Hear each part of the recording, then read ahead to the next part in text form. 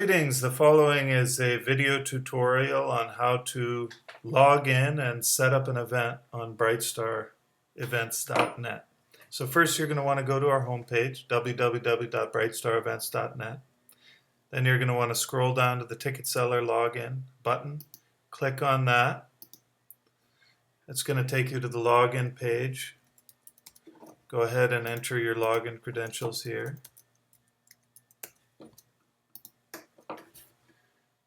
Then from the main dashboard, click on the Events tab on the top bar.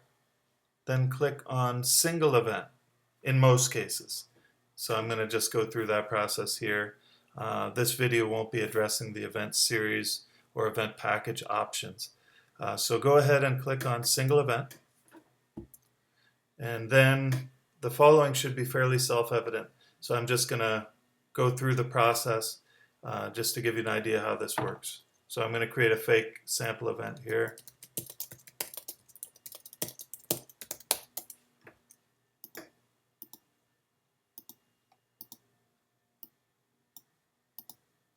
Just creating the date and time, obviously. Let's go ahead and create a venue.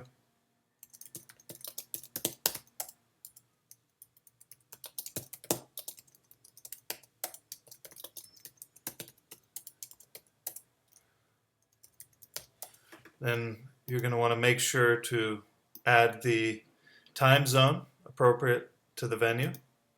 Hit submit. Now here in the description box, it's a typical WYSIWYG editor. You can type in your description. If you're going to cut and paste from another website, please be careful and be certain that you convert your rich text into plain text before you cut and paste it. Otherwise, it will have all kinds of less than optimal line spacing and breaks, and basically will just look a bit messy. If you want it to be clean, you got to convert it to plain text first before you cut and paste it. Another option is to just go ahead and paste it right into the source code. This is actually ideal. So I'm going to go ahead and take some of my plain text here and cut and paste that, and that's, as you can see, that comes across nice and clean. Next, you're going to want to determine the online sales open time. I usually select immediately so that as soon as the event is approved, it's ready for sale. Next, you're going to determine the online sales close time. The default time is 1 hour prior to the event start time. Unless you have strong feelings otherwise or needs otherwise, I would just go ahead and leave it on the default. That works well for most of our clients. Next, you're going to select the type of event, the category. In this case, I'm going to select concert. I'm going to select all ages. If you need to define a custom age limit, you can click on that. Say, for example, 12 children 12 and under are free, for example. You could type that message. Next, you're going to select the event website. So in this case, I'm creating a sample Sonatum Car concert event. So I'm going to put her homepage right there. Now this next field actually throws off a lot of our clients. So just be aware that this image that it's requesting is actually just the thumbnail image that's going to appear. It's not the primary artistic design of the event landing page, and I'll show you how to create that later. But for now, you're just going to want to basically select a thumbnail image. So I'm going to go ahead and select one I've pre-created here. And the preferable dimensions for that are square. So could ideally 300 by 300 pixels. I'm going to hit save and continue.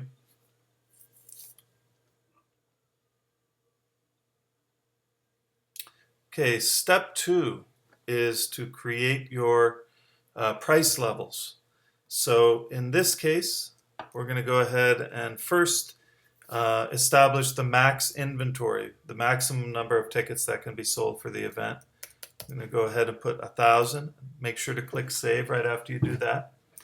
Next, we're going to add price levels. So I'm going to go ahead and create just kind of one example. There's really a myriad of ways that you can set this part of the of your event listing up. So for simplicity's sake and for the sake of brevity, I'm just going to go through kind of a basic example.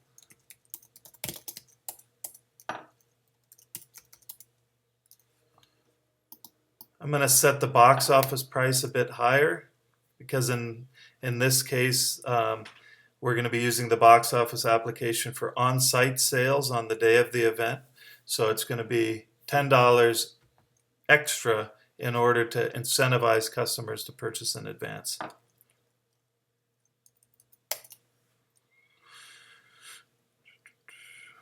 Here's where you can establish the specific quantity available for that particular price level. You can establish also the per order limit or the minimum purchase limit. I would suggest just leaving both of those blank unless you have a real specific need otherwise.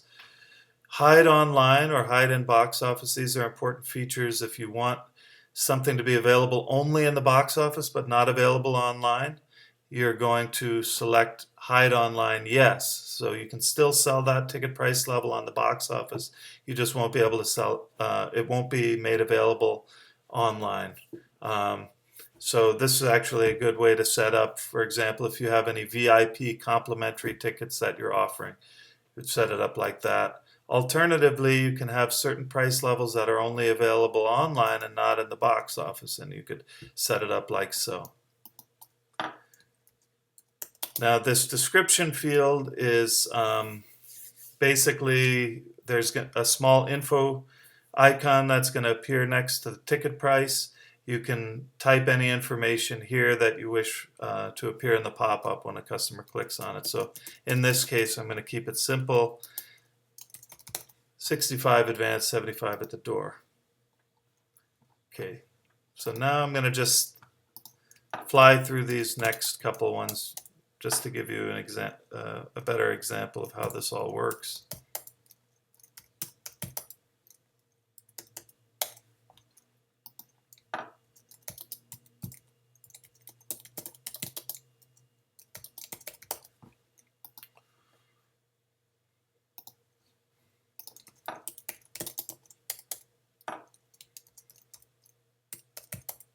Oh,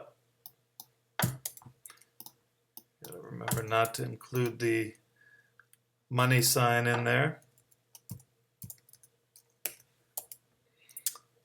Okay, oops.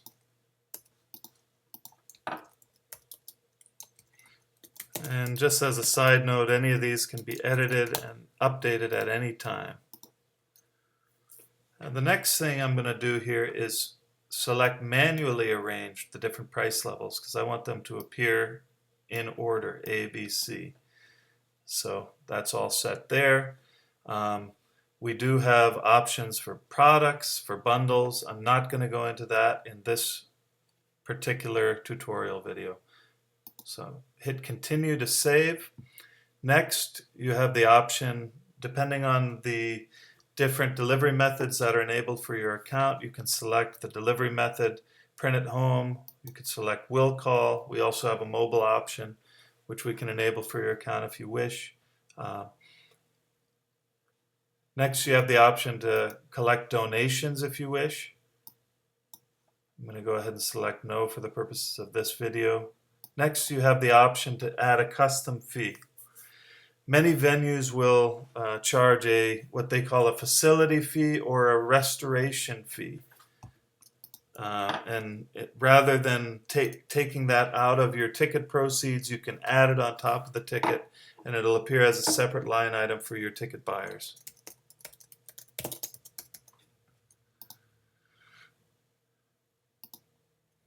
So let's say in this case it's $2 per head. Another option is, let's say your event is in Canada and you have the harmonized sales tax.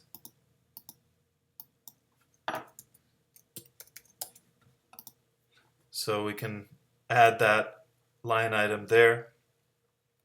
Here's where you will determine how much of the BrightStar service fee, which includes the credit card processing fee, How much of that is passed along to the ticket buyer on top of the ticket price, or how much of it is built into the ticket price. So the default setting is 0, and that means that 100% is passed on to the ticket buyer. And I would recommend leaving it at that unless you have a very high dollar event. For events that are, I would say, anywhere $500 and up, you're going to want to look at modifying this so that the service fee doesn't appear too exorbitant. You don't want to make your ticket buyers feel like they're being gouged. So in those cases, you could set it up at 50, you could set it up at 100, you could set it up at any mathematical variable. This gives you total flexibility.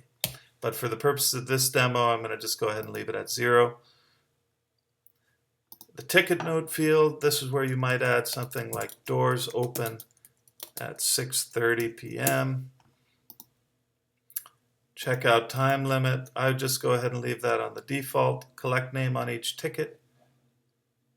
Again, I would leave these all on default.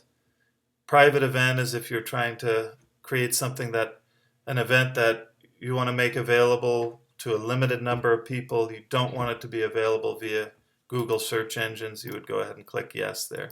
In this case, just leave it in the default as no.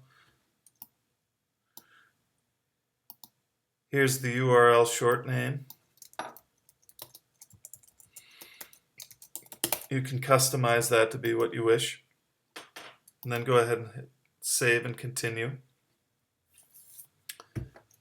Now, I'm going to just, before we submit this for approval, I'm going to go back to this last page and go into the advanced settings, edit advanced settings.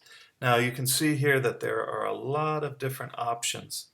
Most of these you will not need to work with, but just know that if there's something in those first 3 pages, or if there's something that you want to activate for your event and you didn't see it in those 3 pages, chances are we've got it listed here. You can go into the advanced settings and find it. For example, let's say if you wanted to customize the text that's received in the email in the receipt confirmation, you could include that here, for example. And there's kind of more features here than I have time to go into on this video. But once again, if you haven't found what you're looking for in those first 3 pages of the setup process, chances are we've got something built for it here. Okay, so once that's done, you're going to go ahead and submit it for approval. Now here is one last step to the process, is creating the beautiful artistic presentation for your event. So what you're going to want to do is go to Manage and click Add Template.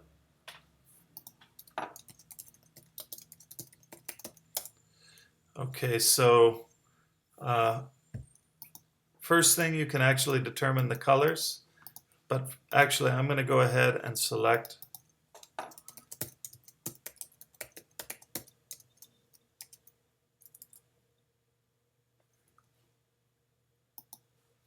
a file that I've already created here for the header image. Then I'm going to go ahead and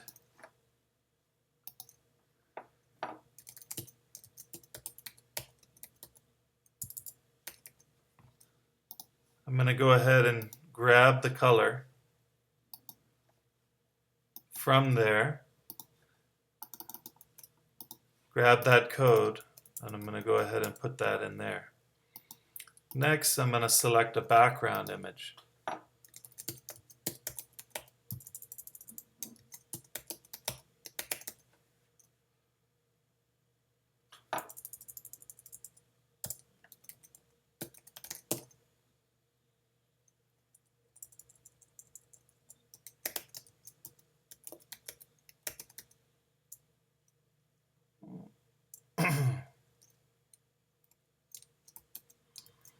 Apologies for the delay there.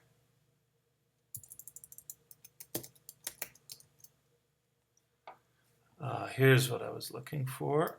Okay, make sure your files are not too large. It'll affect the load time.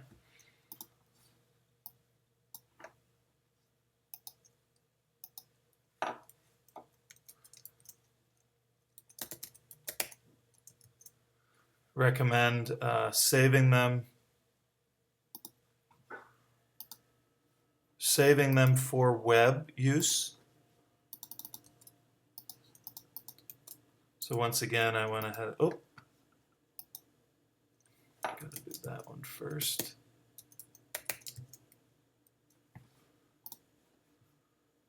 Ideally, you want the header to be a little bit less than 100 kilobytes and the background image to be just a little bit more than 100 kilobytes.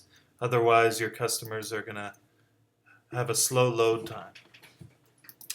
So in my case, I'm going to go ahead and select Do Not Repeat. I'm going to position the background top center, and I'm going to set it at Fixed. I'm going to unselect Show Who's Going. I'm going to leave Facebook, Twitter, and social commenting enabled, but those can be modified.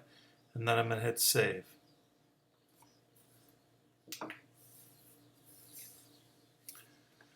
So now this template is created and can be assigned to any of your events, all in one swoop. But in this case, I've just got the one sample event, so I'm going to go ahead and assign it here. And now let's go ahead and take a look at our event. All right, this is good to go. As you can see,